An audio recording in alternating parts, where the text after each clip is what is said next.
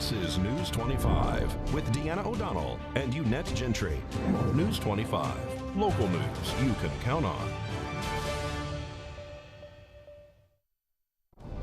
News is brought to you by J.K. Nelson Law.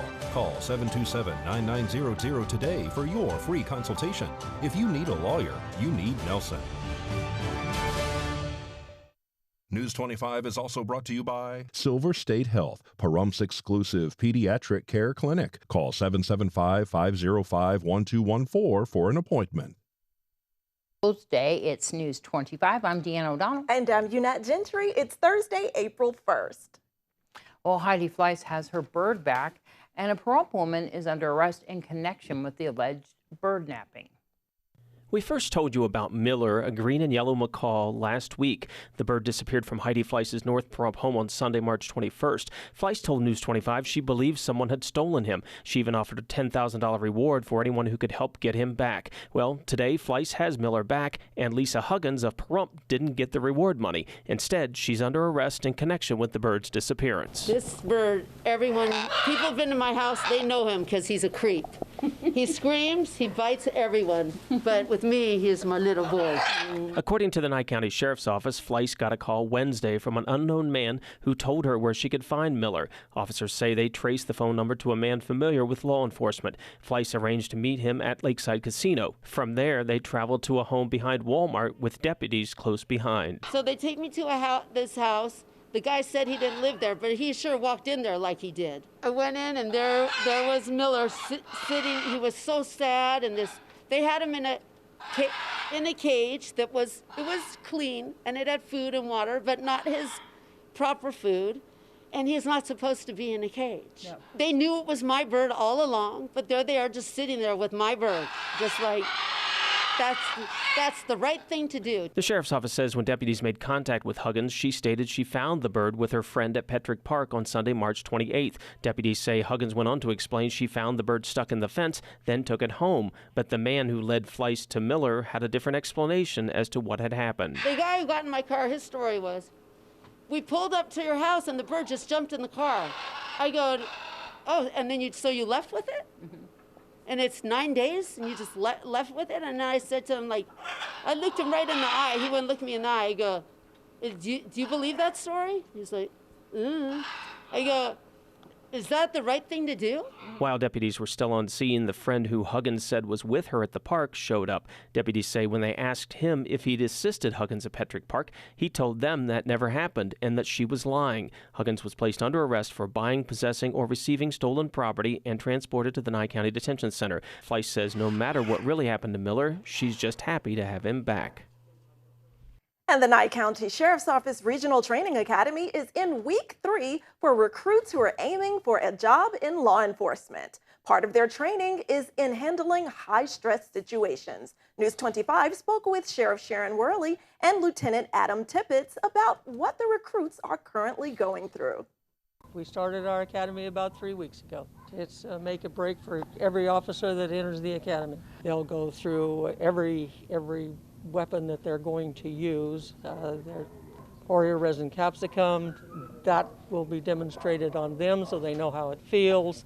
They'll also have the taser. They'll be shot in the back with the taser. That way they know what it feels like. They'll know why you have certain targets on a body and you have no others. They get the entire gamut, including firearms training and qualification. They go through defensive tactics, search and seizure. They go through a lot of laws, child abuse, elder abuse.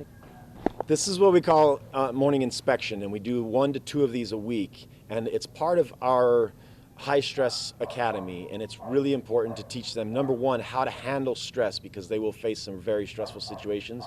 But on top of that, it establishes rules and compliance, because they understand that there's a consequence. If they don't know the material or memorize the things, in this case verbatims, that there's more to it than they just go home at the end of the day and can watch TV. There's a consequence to it. They have to do push-ups, run, things like that. You've got no sense of personal pride in your appearance. Don't study your verbatims. You don't pay so much money to take a uniform just to get it dirty. You know why?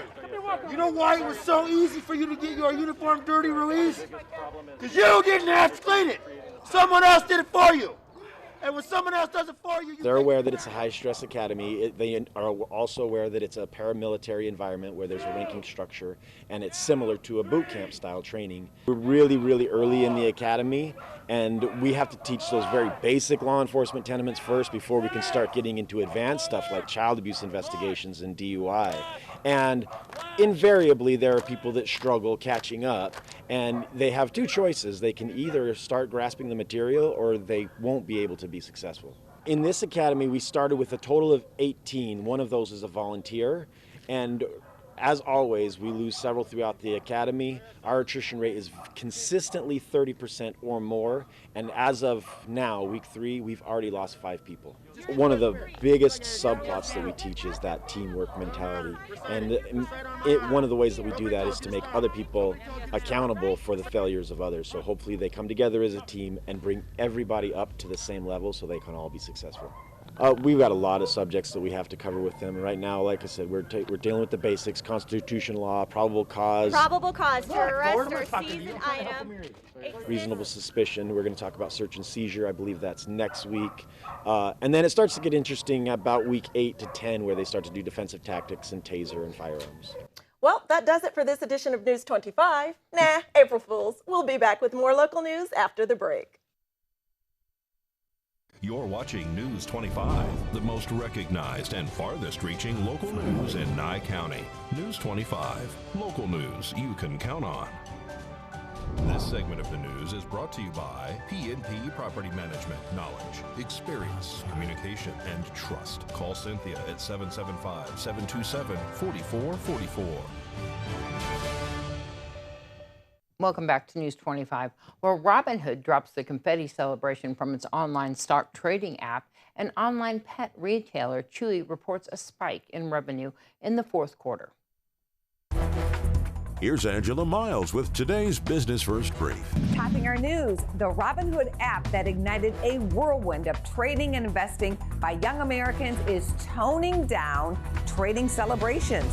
Originally on the app, a confetti image would show up celebrating a user's first trade. That's now been replaced with something more sedate. The company tells CNBC the confetti was removed to avoid any distractions from its overall mission of democratizing investing.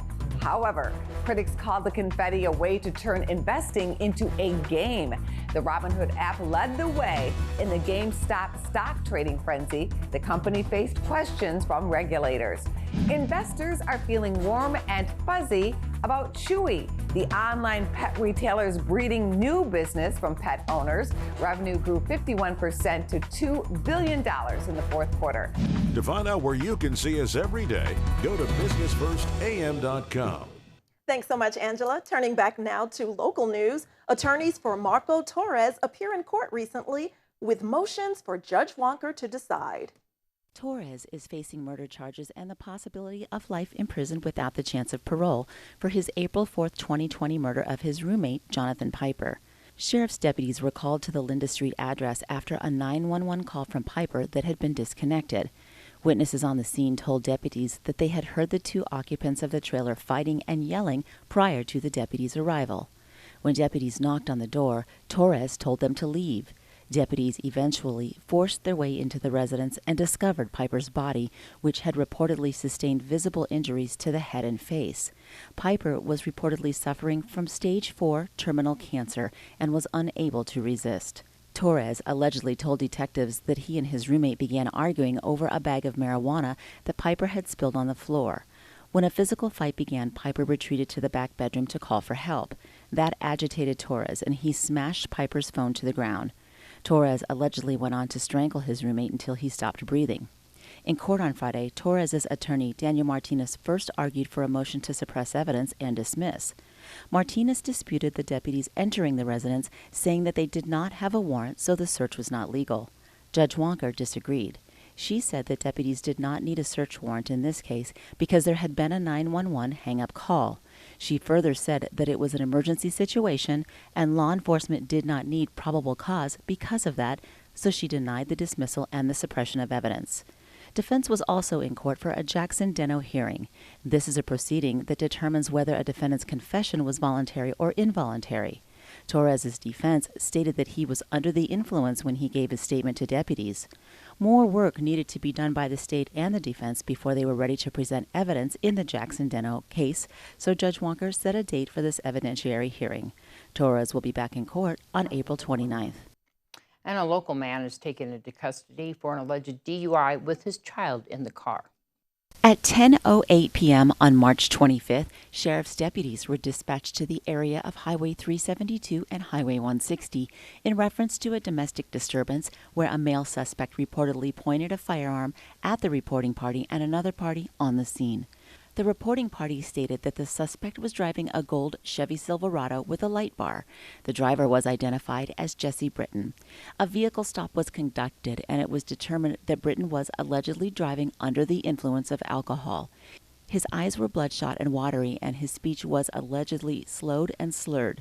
The deputy could also smell the strong odor of an unknown intoxicating beverage emitting from Britton's person. He did allegedly admit to the deputy that he had consumed 6 beers and ingested marijuana during the day. He also allegedly stated that he knew he shouldn't be driving, and then he refused to perform a set of standardized field sobriety tests. It was also noted that Britton had a 7-year-old child in the vehicle at the time of the stop. Britton was arrested for abuse, neglect, and endangerment of a child and operating a motor vehicle while impaired by both alcohol and narcotics. Britton was transported to Nye County Detention Center. While there, he was read implied consent and provided a blood sample that was booked into evidence.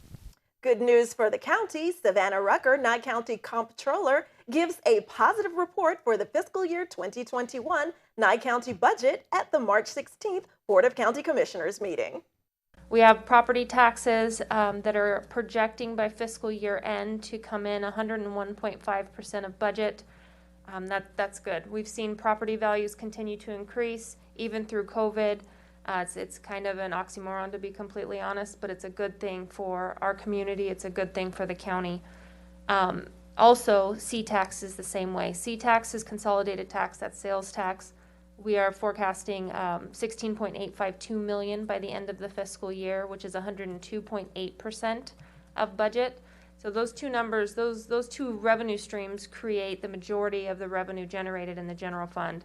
And both of those revenue streams coming in strong is helping the county with regards to where we end for revenue. Our budget was $43.763 million, and we are forecasting by the end of the fiscal year $45.335 million, which is 103.6% of what we budgeted. These are all good signs. This is, we had planned for the worst when COVID first came out, and we had hoped for the best. We budgeted conservatively, and it's better to budget conservatively and have more funding at the end of the year than the other way around. So revenues look good for fiscal 21. All right, and if you need holiday plans or in looking for a holiday meal, we have some information you need to know right after this break. You're watching News 25, brought to you by Mountain West Lawyer, Injury Attorneys, 727-9500. News 25, local news you can count on. News is brought to you by Canyon Ridge Periodontics. Give them a call at 702-966-0302. Well, it's almost Easter, even though it's April Fool's Day today. The Prompt Holiday Task Force is preparing to feed hundreds this Easter season. The organization, with help from the Prompt Disabilities Outreach Program, usually serves the meal in Petrick Park. But Linda Wright says this year they're making some changes to keep everyone safe. We normally have that at Petrick Park, but because of COVID-19, we are doing it at the Nye Communities Coalition, just like we did Thanksgiving and Christmas. It'll be a curbside pickup meal, and but we're trying to stay with the picnic theme, so we'll be having hindquarters, the chicken leg and the thigh, baked potato, baked beans, and a cookie for takeout. The Easter Bunny will be there, and there'll be goodie bags to be given out, And so it'll be a fun morning. Pete Up will be joining us just like every year in the past, and we're looking forward to that. We have no idea what they have planned, but it should be a lot of fun. It's a free event to come out just like Christmas and Thanksgiving. It's funded through community and through the community organizations in town. We're ready to go, and we'll be all ready for everybody to drive up, say hello, and on your way. It's from 10 to 1:30, and you just get in line before 10, and we'll start serving at 10, and just drive up. We will give it to you, and like I said, the Easter Bunny will be there to wave to the kids if the kids are in the car, or even the adults. It's at the Nye Communities Coalition in the parking lot, and that's at 1020 East Wilson Road behind Walmart. Happy Easter, everybody. Thanks so much to Linda and everybody who participates and puts this together.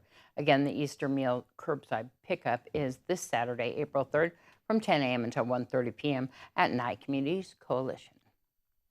Well, despite the pandemic, baseball fans across the country are celebrating opening day. According to Cleveland Clinic's Dr. Scott B., the first crack of the bat, along with the start of spring, can really lift our moods.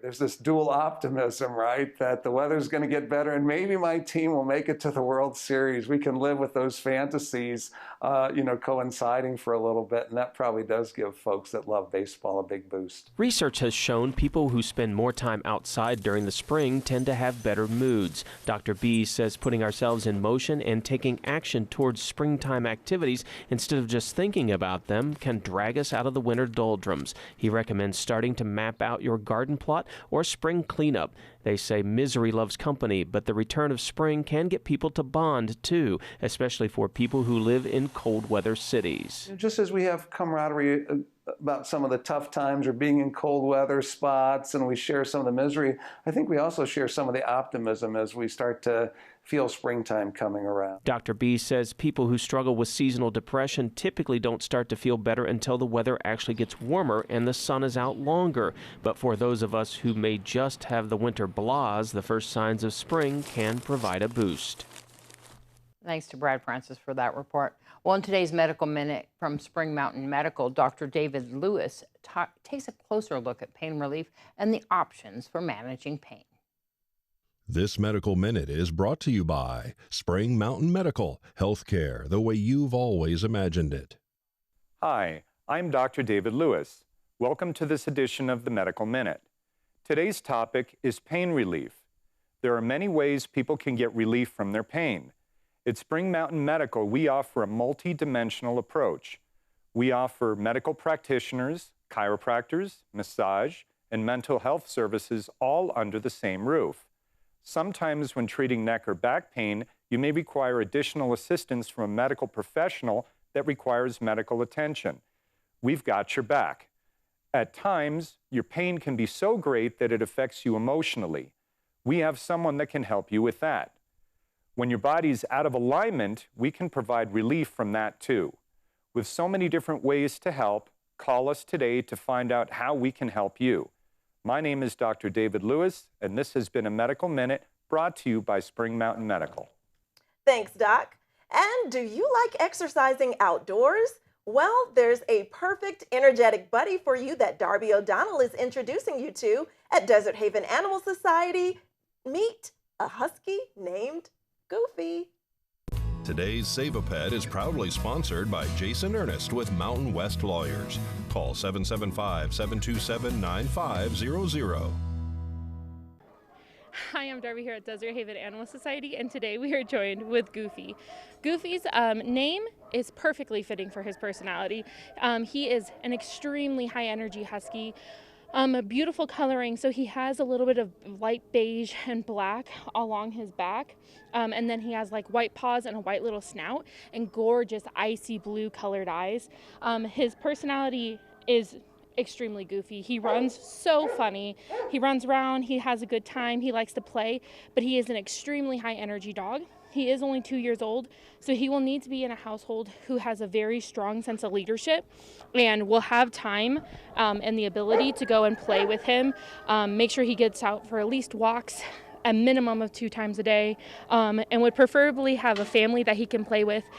He would like to go and be able, if there is other dogs in the home, he would like if you guys came and did a meet and greet with him to make sure that they get along really well. But he is a sweet little boy. He just has a lot of energy and needs to go to a proper home in that sense. If you want to come and see Goofy or any of his friends here at Desert Haven Animal Society, please give him a call ahead of time to make an appointment. 775-751-7020. Or you can look them up on their Facebook page at Desert Haven Animal Society. Okay, that's Goofy. Here he is. He's eating my ankle right now. It's great. And just so you know, right now, every single animal here at Desert Haven Animal Society is 50% off adoption fees. News 25 Weather Cam is brought to you by Lerner and Rowe Injury Attorney's Office in Pahrump. In a wreck, need a check? Call 702-877-1500. All right, a look outside as we go to break. In your coffee, the dollop of sour cream on your burrito, the melted toasty cheese on your pizza. Undeniably delicious, undeniably dairy. Enjoy what's real. And your 7-day forecast shows high to mid 80s through Monday. Next week showing the mid to high 70s. Your overnights in the mid to high 50s with a little bit of wind. That's going to wrap up this edition of News 25. I'm Deanna O'Donnell. And I'm Unette. Have a glorious Good Friday and a blessed Easter Sunday.